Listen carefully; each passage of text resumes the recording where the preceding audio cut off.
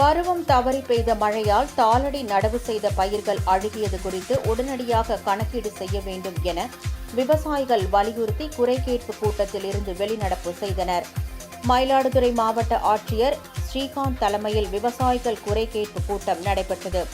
சம்பாவில் பாதிக்கப்பட்ட விவசாயிகளுக்கு அரசு அறிவித்த 62 கோடியை விடுவித்து உடனடியாக நிவாரணம் வழங்க வேண்டும் என வலியுறுத்தினர். மேலும் மாப்படுகை வேளாண்மை கூட்டுறவு சங்கத்தில் பெருமளவு மோசடி நடைபெறுவதை தடுக்க கோரியும் மனு அளித்தனர்.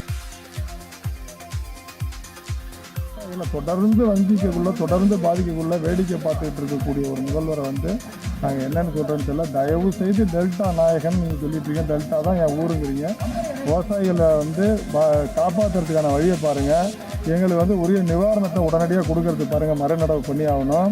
அது மட்டும் இல்லாமல் இதுக்கெல்லாம் மூல காரணம் என்னென்னா வாய்க்கால் வெட்டு. வருஷத்துக்கு 80 கோடி 100 கோடி ஒதுக்குறீங்க டெல்டா பகுதிக்கு. வாய்க்கால் வெட்டுறது யார் வெட்டுறான்னா அது எந்த கட்சின்னு இல்லை, எந்த கட்சி ஆளுங்கட்சியோ அந்த கட்சியோட பிரமுகர்கள் வெட்டுறாங்க. அது அவங்க வெட்டுறவங்க அந்த நீர்வள ஆதாரத்துறை அதிகாரிகள் சொன்னால் கூட, அலுவலர்கள் சொன்னால் கூட அவங்கள மிரட்டி விட்டு ஒன்றுக்கு பாதி வெட்டி, ஒன்றுக்கு கால்வாசி வெட்டி விட்டு பாக்கி பணத்தை எடுத்துகிட்டு போகிறாங்க.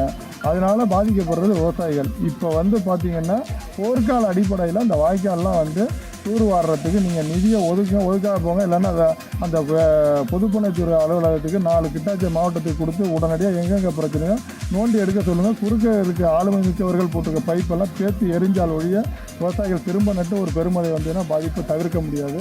அதனால் எங்களோட வயிற்றறிஞ்சு தான் பேசுகிறோம். ஏதாவது முதல்வர் உடனடியாக நடவடிக்கை எடுக்கணும். இல்லைன்னா இது பெரும் பாதிப்பு ஏற்படுத்தும். அதனால் வெளிநடப்பு பண்ணிட்டு வெளில வந்துட்டோம். மனுவை கலெக்டர்கிட்ட கொடுத்துட்டோம். நடவடிக்கை எடுக்கிறோம். நாங்கள் கூட்டத்தில் சம்பிரதாயத்தை உட்காந்து கேட்கறதுக்கு விருப்பப்படல. ஏன் வந்துட்டோம்.